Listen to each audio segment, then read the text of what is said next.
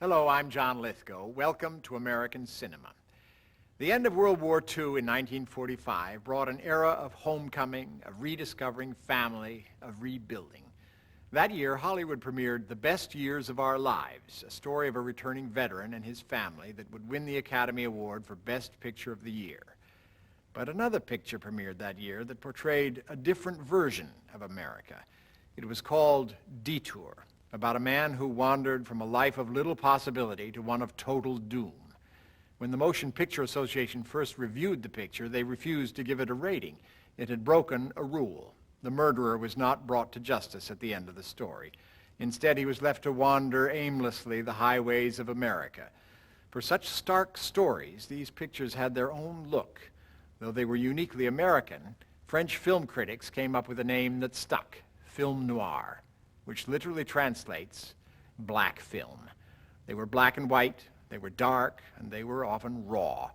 In this breed of film, the only law was the rule of fate, the only order a kind of moral restitution where everybody dies at the end. But these films were always seductive. Listen to Richard Widmark tell you it's hard to refuse a story of sex, money, and murder, as you will see in film noir.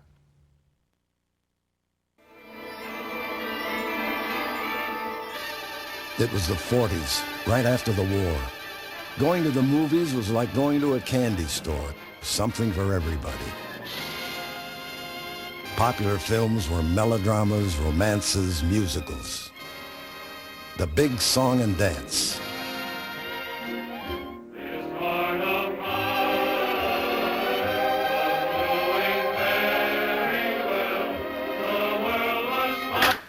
But that's not my kind of movie.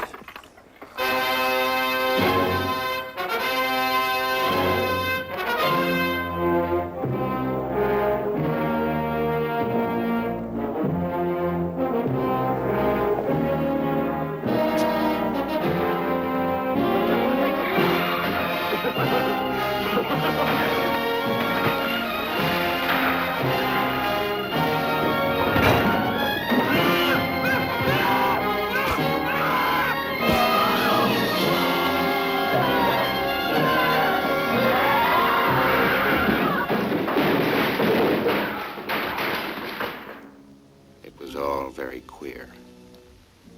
But queerer things were yet to come. You could always find me in a theater around the corner. People like me liked our pictures dark and mysterious. Most were B movies made on the cheap. Others were classy models with A talent. But they all had one thing in common. They lived on the edge. Told stories about life in the streets, shady characters, crooked cops, twisted love, and bad luck. The French invented a name for these pictures, film noir, black film, that's what they called them, about a darker side of human nature, about the world as it really was. As I was growing, these films were a part of my reality day by day. In other words, I didn't analyze them. I was affected by them. I related to them emotionally. Who is it? Open up, please. The first film that I can remember that I had to do very clearly what I knew on a daily basis growing up in the Lower East Side was Force of Evil, Abe Polanski's Force of Evil. It was about the numbers racket, and it was about two brothers. It portrayed a world that I hadn't seen on film before, in a very honest way, too. Violation 974, the penal code, policy, the numbers racket. I grew up in a world that the images in film noir reflected. Nightlife, people drinking in bars, gambling. Don't you take the nickels and dimes and pennies for people who bet just like every other crook, big or little, in this racket? They call this racket policy because people bet their nickels on numbers instead of paying their weekly insurance premium. That's why policy. You make the film according to your mood, the circumstances, the way the story is written, the influence of the writer on you, the actors on you, and so on. And if they're reflecting this general sense of jeopardy in life, which is what exists in all film noir, then it's a correct representation of the anxiety caused by the system. You know, sometimes you feel as though you're dying. Here, and here, here. You're dying while you're breathing. And this is what this picture is about. How circumstances become more and more unendurable and yet you must endure. Freddie, what have you done? Great noir poses the question, why me? What have you done to me? Why is this happening to me? And the very dark answer that it provides, an almost unacceptable answer, for no reason. For no reason at all. Buddy, you look like you're in trouble. Because noir is concerned with error, with confusions. I think I'm in a frame. Don't sound like you. I don't know. All I can see is the frame. I'm going in there now and look at the picture. It's the noir idea. We don't know what's going on, but we do know something bad is out there controlling events. For me, the great noir films are films about fall guys, a person who finds himself caught in a net. The more he struggles, the deeper and deeper he becomes entwined in nightmare. Did you ever want to forget anything? Did you ever want to cut away a piece of your memory or blot it out? Detour really comes in the first wave of noir production. It lays out a blueprint for how the noir narrative works.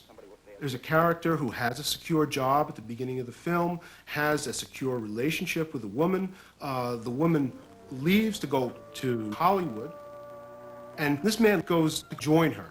If only I had known what I was getting into that day in Arizona. And this initiates a journey in which he, almost myth-like fashion, is picked up by a kind of messenger. This man dies under mysterious circumstances. The hero takes on the identity of a dead man, the most desperate thing you can do in film noir. I saw it once he was dead, and I was in for it. Who would believe he fell out of the car? Detour is quintessential noir insofar as it's so raw, it's so exposed. Yes, I was in for it. There's nothing to comfort you. Instinct told me to run, but then I realized it was hopeless. You enter the heart of darkness. It is a descent into hell, both visually and internally, from which you cannot escape until it's over with. I knew him better than you did. Okay. Shortly thereafter, he picks up a woman who coincidentally knows his true Why identity should I believe you? and traps All him. the earmarks of a cheap crook. Now, wait a Shut minute. up. You're a cheap crook and you killed him. For 2 cents, I'd change my mind and turn you in. I don't like you. Please open the door. Vera, open the door. Don't use the phone. Listen to me. It's a character who is on a downward spiral from which he cannot emerge. And I'm going to get even with you. And the more he tries to eradicate the situation, the worse it gets. Vera, don't call the cops. Listen to me. I'll break the phone. There is some complete wackiness in a film like Detour. It's the wackiness of getting a murder scene with a phone cord and someone yanking the stuff, and on that level it's quite Three Stooges, quite Marx Brothers, quite completely surrealistic. It's sloppy, it's smelly, it's disreputable. That's what's nice about film noir, it's that it's really disreputable filmmaking. The last scene in Detour, they couldn't get a seal of approval on Detour. It was all made. There is somebody who has actually killed somebody, and what is he doing? He's hitchhiking around. He's not in jail or anything like that. Someday a car will stop to pick me up that I never thumbed. So I put in just a few lines. Yes. Fate, or some mysterious force, can put the finger on you or me for no good reason at all. I think noir hit people so hard, it's because essentially at the core of it all, they're tales of survival in a completely naked fashion. A certain kind of hard film full of difficult emotional things and explosions of emotional drama and anxiety was popular in the sense that people went to the movies to see that kind of thing. If you go back and look over the plots of film noir, you discover that more than a quarter of the total films have protagonists who identify themselves as war vets. And what he discovers when he comes back from the war is not a secure place in society, but rather quite the opposite. Multiplied and magnified, the insecurity of modern man has been tragically demonstrated in the catastrophe of total war. One sees it, in a sense, as the continuing experience of wartime trauma in a domestic situation.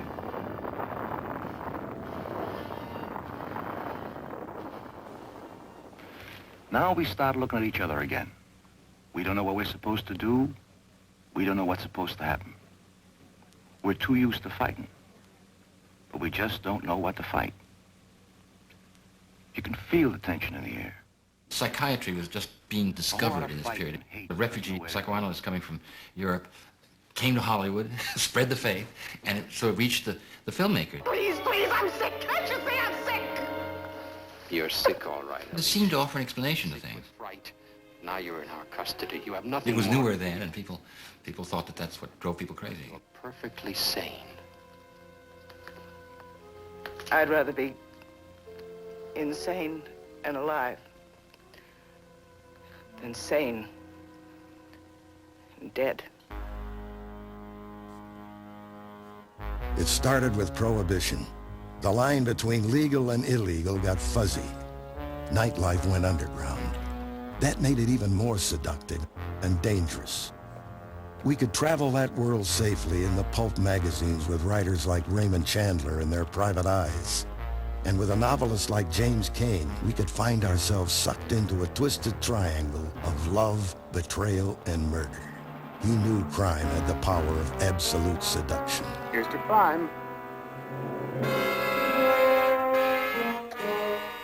Crime is only a left-handed form of human endeavor. Experience has taught me never to trust a policeman. Just when you think one's all right, he turns legit. One of the things about detective stories, let's say, murder stories, whodunits, is that no matter how bad they are, I've never seen anybody walk out on one. Because it's a riddle, it's a puzzle, and you want to puzzle it out. Well, it was about 7 o'clock. Anyway, it was dark. What are you doing at the office that late? I'm a homing pigeon. I always come back to the stinking coop no matter how late it is. I've been out peeking under old Sunday sections for a barber named Dominic, whose wife wanted him back. I forget why. Only reason I took the job was because my bank account was trying to crawl under a duck. As far as our narration goes, I could have done that whole picture without narration, and we discussed it at one time. But we wanted to get the flavor of Chandler. Chandler writes differently than any other writer ever wrote. He has, as he's become a fad, as it were, he has his own style. We were watched. I didn't see anything. I felt it in my stomach. I was a toad on a wet rock. A snake was looking at the back of my neck. Oh, no, not He was the Father. first one to say, I didn't mean it really, I was just trying it on for size. I was just trying it on for size. A lot of things still don't fit. Trying it on for size has become part of our language now, but he was the first one to ever write that line. One of the things that came along in fiction was the private detective, the hard-boiled private detective, was not part of the system. It's a kind of a loner, almost an urban cowboy. You've got a nice build for a private detective. It gets me around. You can't bribe them, you can't corrupt them, you can't even seduce them in many cases. You don't mind my sizing you up a little? Most of us are ex-cops. I worked for the DA, got fired. This private I could take you anywhere. You can go down into the ghetto, you can go into the underworld, but you could also go into the haunts of the rich and famous.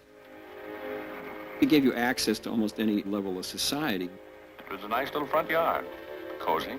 Okay for the average family. Only you need a compass to go to the mailbox. The house was all right, too, but it wasn't as big as Buckingham Palace. I had to wait while she sold me to the old folks. It was like waiting to buy a crypt in a mausoleum. Mr. Marlowe.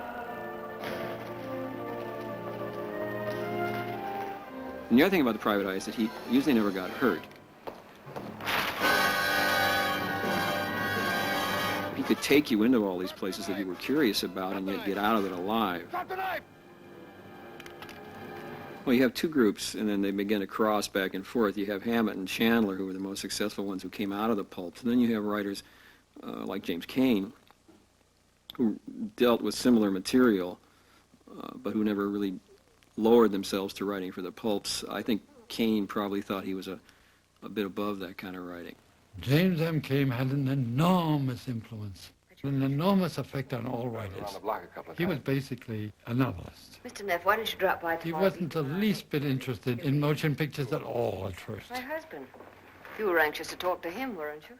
Mostly other screenwriters were doing Sort of it, getting over the but idea. from his books. There's a speed limit in this state, Mr. Neff. 45 miles an hour. How fast was I going, officer? I'd say around 90. Suppose you get down off your motorcycle and give me a ticket. Suppose I let you off with a warning this time. Suppose it doesn't take. Suppose I have to whack you over the knuckles. He wrote with a meat cleaver, is what it was. He wrote with a hatchet. The classic Kane situation, always the triangle, the guy falling in love with the other guy's wife and ending up killing the woman's husband and then coming to no good end. What are you doing that for? What are you honking the horn for?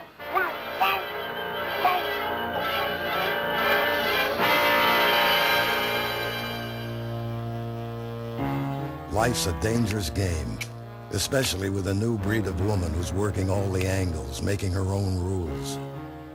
Film noir had a set of rules. Censorship, the Hays Production Code. It was Hollywood's law. Moral guidelines and ethical standards from a church social. The line you couldn't cross. I'm going to surprise you. It had a very good effect because it made us think. In other words, if we wanted to get something across that was censorable, we couldn't do it openly. We had to do it deviously. We had to be clever. And it usually turned out to be much better than if we had done it straight. It allows one's imagination to take over where the material is not completely exemplified. Haven't you tried to buy my loyalty with money and nothing else? What else is there I can buy you with?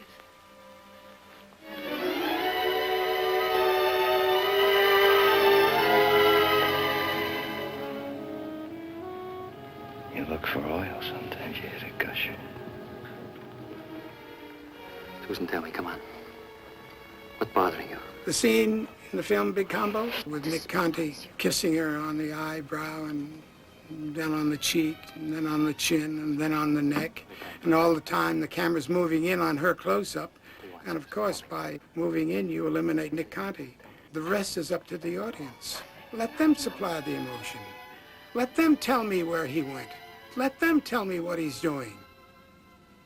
There were a three-man board, if I recall correctly, and the first man to talk was a rather youngish guy who immediately lit into me like a 75-millimeter howitzer, you know, and said, how dare I shoot a scene as filthy as that, and what would I could have been thinking of and all that, and he accused me of everything, of having a filthy mind and all. I let him talk. And at the end of it, I said, excuse me, sir, I don't quite understand what you mean. I don't know what's wrong with dialing into a head close-up of a young lady. Now, please be more explicit. He said, well, tell me, where did Richard Conte go? You tell me that, where'd he go? I said, I haven't the vaguest idea. He may have gone off the stage for a glass of water. I don't know. What are you referring to? With my baby blue eyes, you know? Well, they allowed it. The sexiness of the noir film is precisely linked to the fact that those guys couldn't show this stuff. So you're obliged to charge the environment to play games. And on that level, the noir films were very much attuned with the reality of desire. Give me the key to that locker. What you really see in film noir is the emergence of a more psychological phenomenon, which is that men have always been endangered by a strong sexual female. They're extremely driven, selfish, ambitious characters, which are generally characteristics associated with male characters. Kiss me, Mike. I want you to kiss me. Kiss me. The liar's kiss that says I love you. You know, that Black Widow sensibility comes up from the American male coming back from Europe and finding that the American female has changed her position in society. She's worked during the war. She's much more independent. She may have had affairs during the war. And that's very, threatening to a lot of men. Margaret will be giving up her job in a few months. Don't kid yourself, darling. I'll take the 6 weeks maternity leave. And then Junior is going to have a nice nurse. You forget that you married a girl with a career. You can see it in art and iconography throughout the ages, that that's a dangerous figure. A powerful sexual female is a very dangerous figure.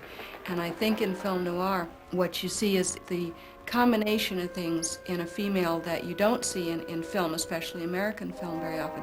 She's very smart, she's very powerful, and she's extremely sexual.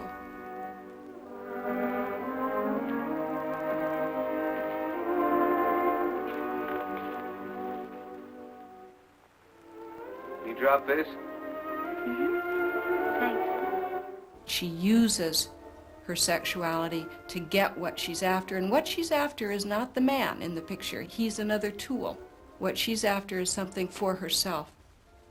The Spider Woman of film noir is identified a lot of real obvious ways. First, through her sexuality. They tend to be characters who have long hair, tight clothes, long fingernails that are actually often composed as claws. They often smoke, which has always been the sign of the woman of loose morals. You often have examples of women controlling the composition by being shot in low angle, and then you cut to a shot of a man shot from high angle so that they have a visual dominance. Well, the classic femme fatale to me is a woman that's usually getting the man into bed and then into trouble. And I loved playing them because that's the kind of a character that people never forget. I offered. Why? They love to hate me. What do you want? What are you waiting to see? What kind of a man you are. What you really are. Try it on your own man. I'm trying you. They also referred to my eyes as bedroom eyes. And that didn't fit very well for a goody-goody wife or a nice little girlfriend, somebody tending the home. You're not strong or weak enough. What is there about a hoodlum that appeals to certain women? Hoodlums, detectives.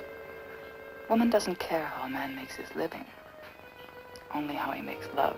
There's a certain kind of male fantasy to this violent woman who is uncontrollable, kind of like an untamed animal. And, I think there's something very seductive about that. So appealing, so dangerous, so lovely to look at. The darling of London, England, Miss Annie Laurie Starr. Somebody tamed and compliant is less seductive. The fact that it's unobtainable, you touch it, it'll scratch you, is very attractive. I think people like to play with fire. I wanted a beautiful, innocent, lovable young lady who was a demon, who was vicious, and yet could charm you. I got the two of them together, and I said, Peggy, you are a female dog in heat. And you, John, you're a male dog in heat. And you meet for the first time.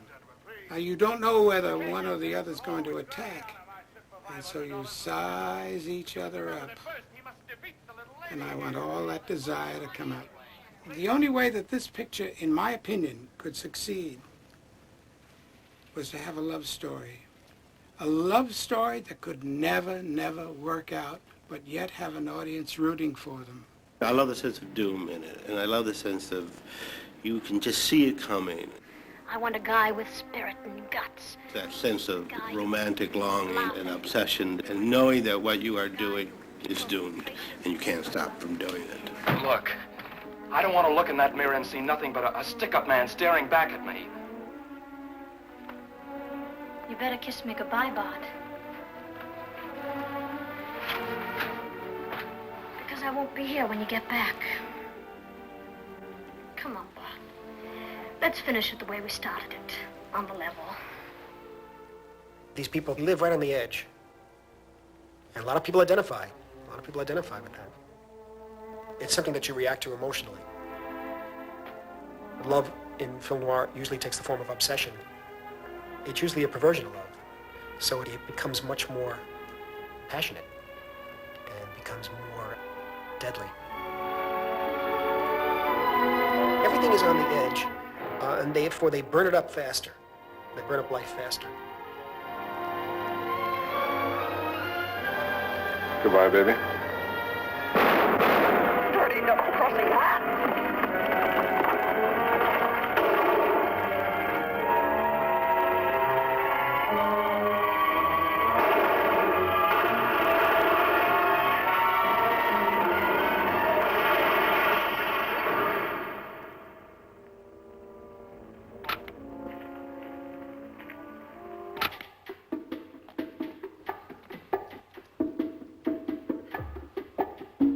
There's an element in film noir, the way light and shadow is used in such extreme contrast, that is almost religious or spiritual or philosophical. See any better this way? The age-old Manichaeist dialectic of light against dark, good against evil. You can turn it off now, Buster. You're wasting your battery. And when you look at the film noir film, the lighting complements that. Light sources themselves become part of the content of the scene. Susie, what are you doing here in the dark? Very bright, hot sources and very deep, deep shadows. Well, can we turn the light on now? No, we can't. Because of all the things that had happened during the war, the development of faster film stocks, the development of, portable cameras, smaller dollies, more contained lighting units, that it was possible to go out at night on the streets using the lights in a very controlled, dramatic way. The sense of the frame, the world being essentially black, which it is at night, and what you see is what you choose to define and pick out with a little bit of light. And this became a signature of film noir. There's almost a giddy euphoria of being able to use lights and the dramatic use of lights in those late 40s, early 50s films.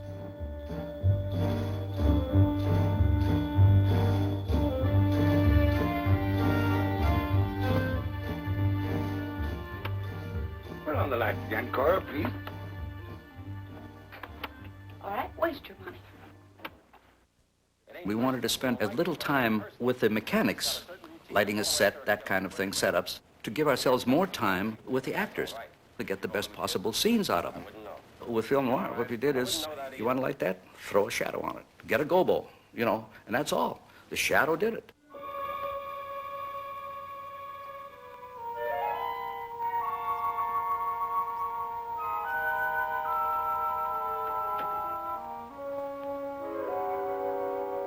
It's the perfect externalization of those characters, a trapped character. There is no light, there is no release, there is no escape. Things are very terrifying and mysterious if you can't see them. So your imagination is forced to take over, which I think is probably the key to how noir material works on the subconscious.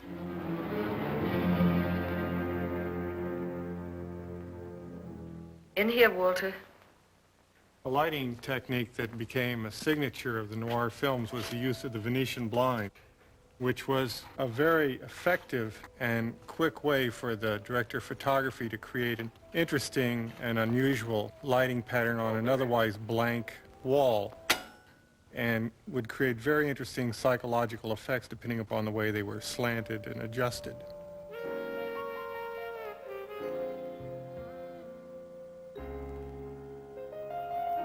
Almost universally in noir films, you see a tremendous sparseness in the production design.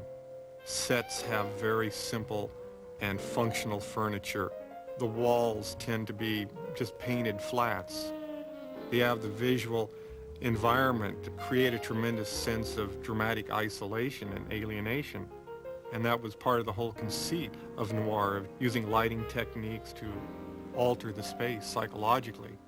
You can't underestimate the German influence in it all, and all the German expatriates who were filling the ranks of the Hollywood crafts and and as well as directors and writers. They brought with them both a dramatic and a visual tradition that was very different from, say, the more vaudeville or the more showman type tradition that had been reflected in American films at the time.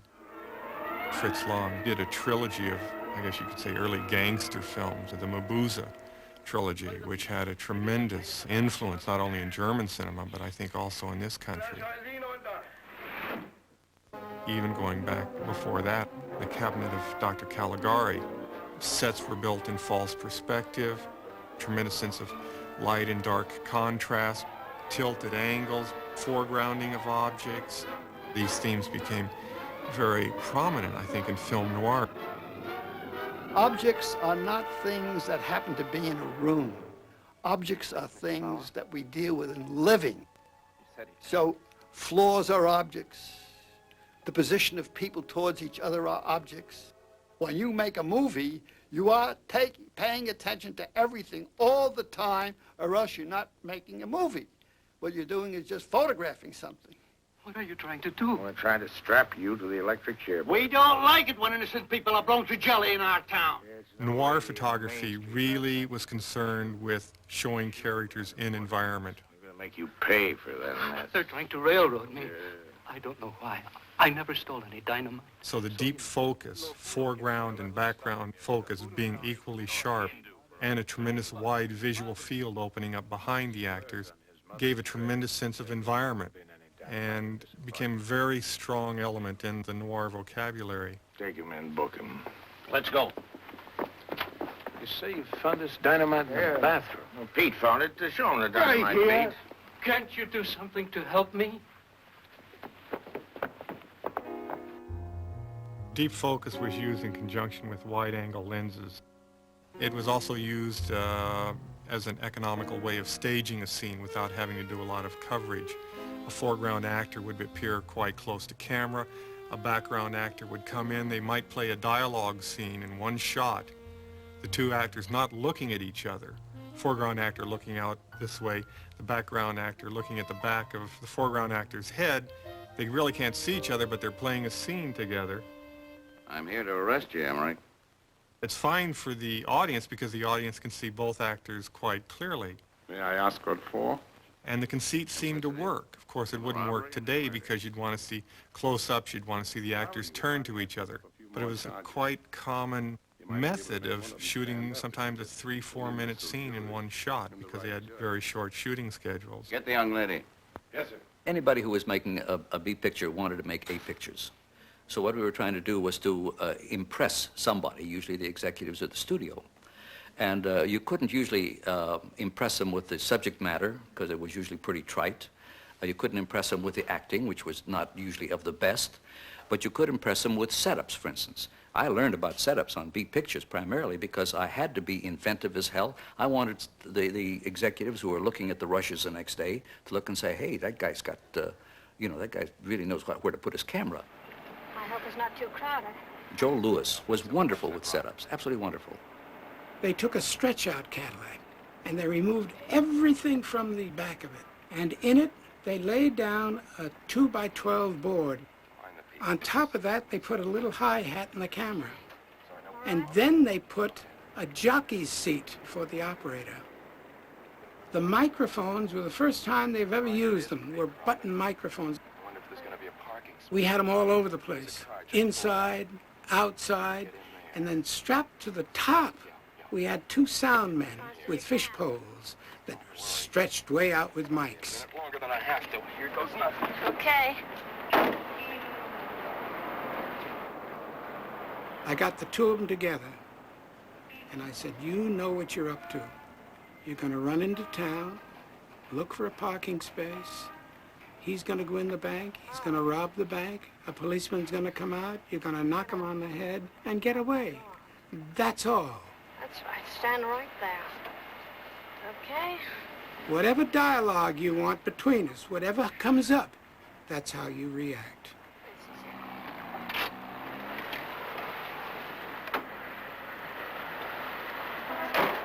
Hi. Well, it's a nice get-up. I like it. Good-looking gun. Thanks. That's English, ain't it? That's right. What show you with? Cheyenne Rodeo. I was supposed to shoot that and had a 4-day schedule. We shot it in about 3 hours. And far better, I'm sure, than what is broken down on the script with the interior of the bank and the people laying down in the bank and the guys holding their hands up and all that jazz. We left it entirely to the audience's imagination and suggestion. First shot.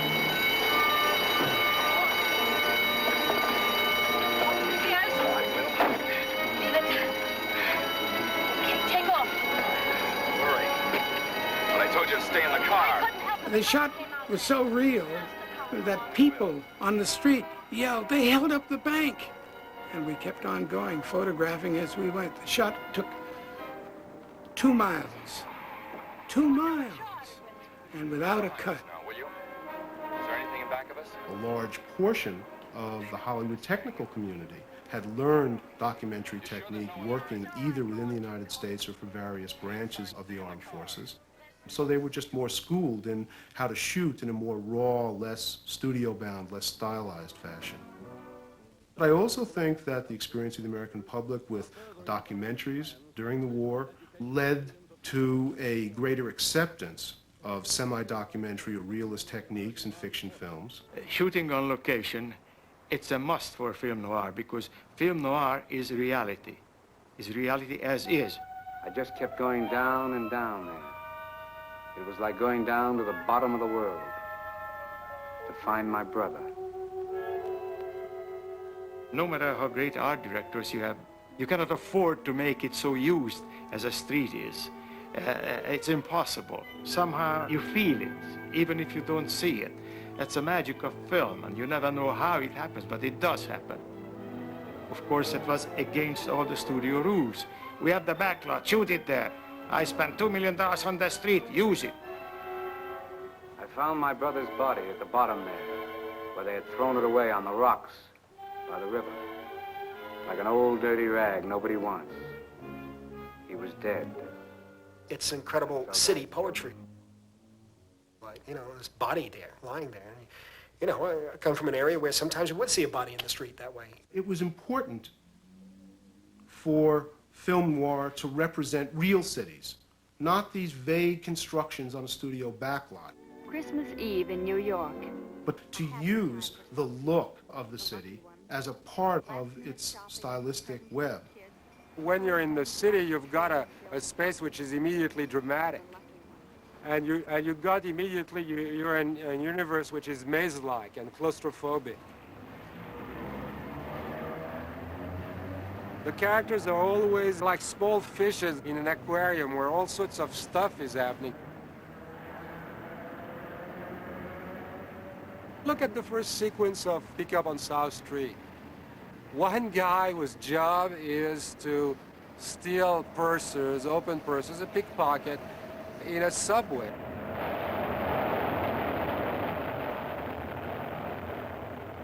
The number of underground locations that we see in film noir is quite phenomenal. Underground garages and subways and sewer systems. It's a manifestation of the underworld, of this secret world, a kind of labyrinth where criminals can hide in the shadows. It is the image or representation of a modern hell. When you're dealing in a doomed world, you go for visual correlatives. It's kind of hard to do a story of doom, you know, on a pleasant sunny day.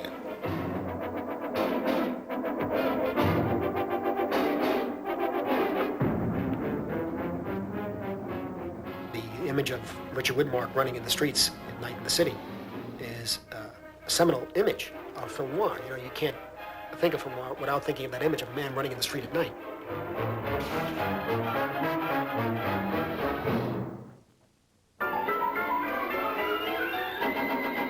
Something is more, it's more dramatic. It's more dramatic, and it's more, the characters that come out at night are more fascinating, I think. That's really what it's about. think our world is headed for chaos, and not very many people seem to be shivering about it. We ought to be shivering in our boots right now. Well, I'm so tired of gangster pictures by then, you know, I'd seen them all and so forth, that I thought the new feeling should be put into it, and I made it more political. I think writers shouldn't separate themselves from their reality. They should bring the reality to what they're doing. How'd you get that? At that time, in the 50s, the nuclear stuff was new, and it was kind of frightening what was going on. Manhattan Project, Los Alamos, Trinity. I was affected strongly by what I read in the newspapers, what I heard in the comments on radio and television, and these somehow got into the story. And I think a story of this kind should have that kind of feeling, because we're living in a world, we're not living in a movie. And the movie should reflect the world. The motion picture should reflect the world in some way, and I tried to do that. When I saw Kiss Me Deadly when I was 12 years old, I didn't understand it. You know, I had no idea what was happening in it. It was shocking and very strong. But to this day, you know, the end I don't quite understand. So it's, you know, but it's one of the pivotal films.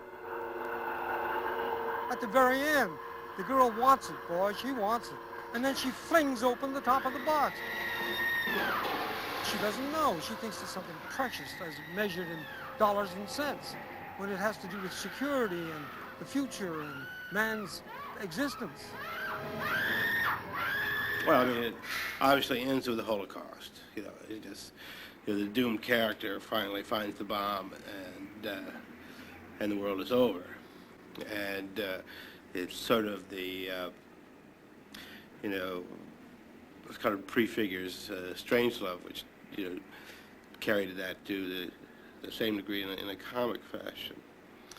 But you know, it's just a matter of these doomed characters. When are they finally going to explode and then take the world with them? It's sort of the end of the line. You know, you can't go much further.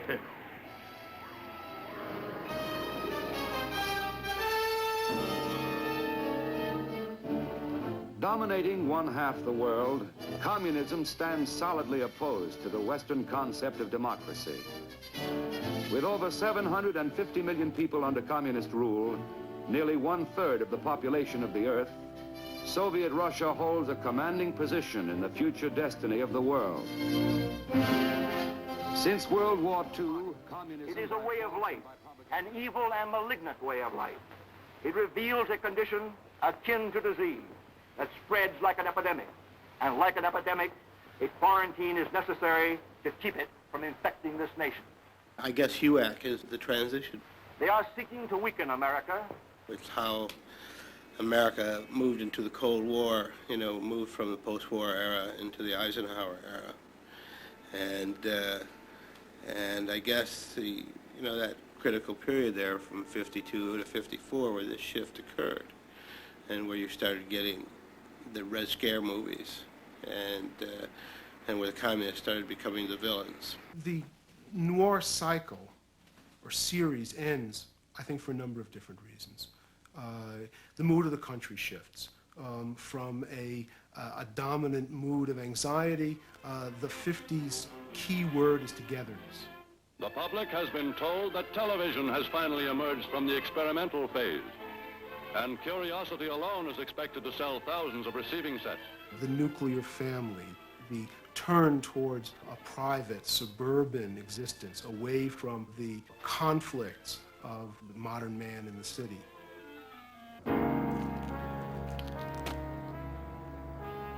Some say that was the end of film noir, but I don't see it that way. Film noir was a look, a tone, a feel. The shadows are still deadly. Murder still stalks the streets. Love and violence still share the same bed. Fate can still put the finger on you for no good reason at all. Life doesn't change, because people don't change.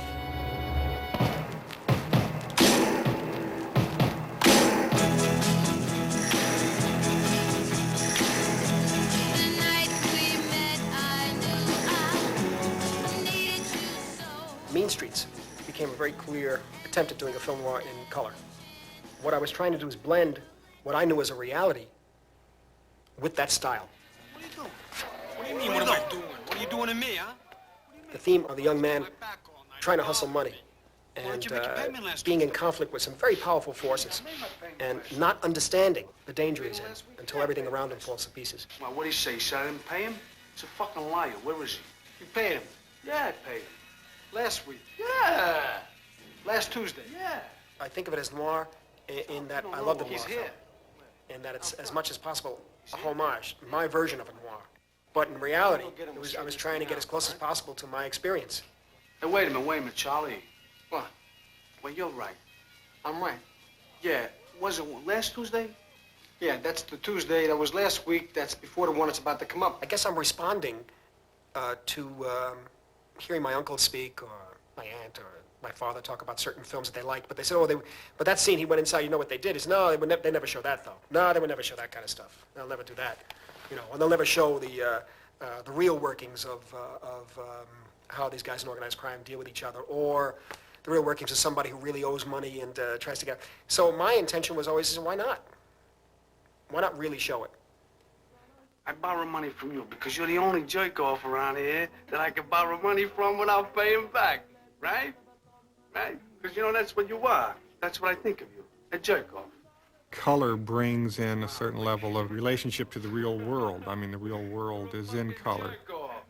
Film noir, black and white, is inherently abstracted and more stylized. I don't give two shits about you or nobody else.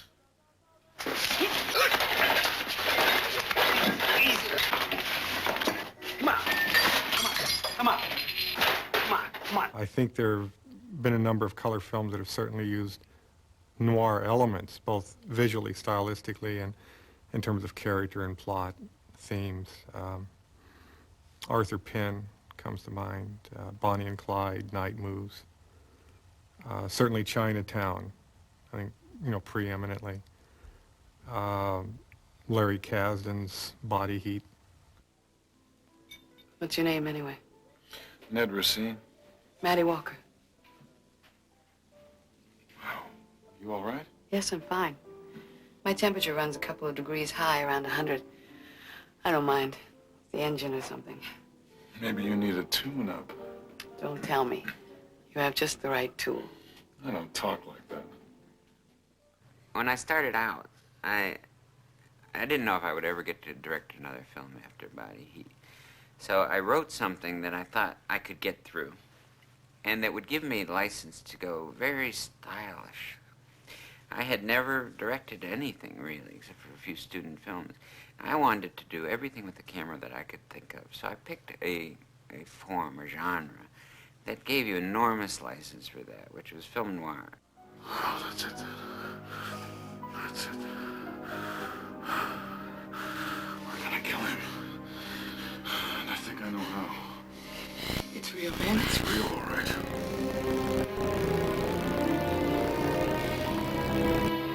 If we're not careful, it's gonna be the last real thing we do.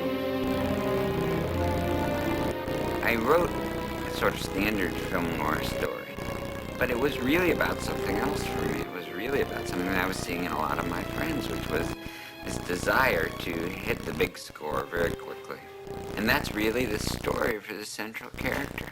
You know, he just sort of is impatient, and things are not going as well or as pleasurably, as sensually as he would like.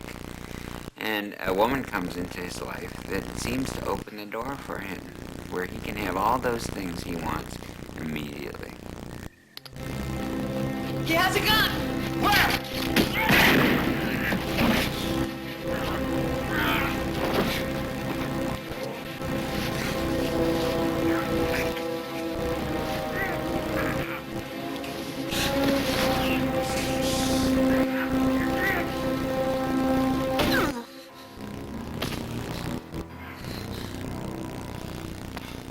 The character of Ned Racine that Bill Hurt plays is not so very different from a lot of people that I know, and a certain American type.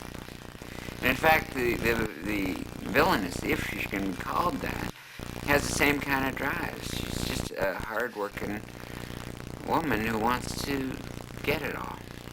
If you never trusted me again, you'd probably be smart. But you must believe one thing. I love you. I love you, and I need you. Violence and sexuality become so much more graphic. And I think a key element in noir was that tension and almost repression. Filmmaking techniques have also become so much slicker. There's a lot more money available. We don't make B movies really anymore that deal with that kind of material. B movies tend to be like slasher films and so forth. A movies usually have a very strong, production budget and design budget. And film noir films inherently were done as B movies, low budget, and they had certain physical limitations and restrictions that became part of the filmmaking vocabulary. And I don't think we use those so much anymore. There's been a number of attempts to emulate that style. But that style was tied to a time and place. And that time and place is gone. If somebody really wanted to make a film using that kind of dialogue, that very terse, Chandler, Hammett, Hemingway type dialogue, would it sell today? I don't know. I don't think so. And I do really feel that this genre is a historical genre, When you speak of German Expressionism, you speak of a specific time. When you speak of the Nouvelle Vague, that's a specific time. And film noir is a specific time. We don't make film noir anymore. There's just semantics. What makes noir? Who defines noir? Who defines American film? Who defines what's good and bad in American movies? The dangerous thing is that in any moment in history, we have some machine, some cultural, critical media machine working to define what's good and bad. But it's all up for grabs. We'll know maybe 50 years from now. We'll look back and see what stood the test of time. People didn't change in 40 years. So if you have seen life truly 40 years ago, it should stand up today. Of course, some of the problems are slightly different, but basic human problems is still the same. Look, mister, I'm so tired. You'd be doing me a big favor if you'd blow my head off.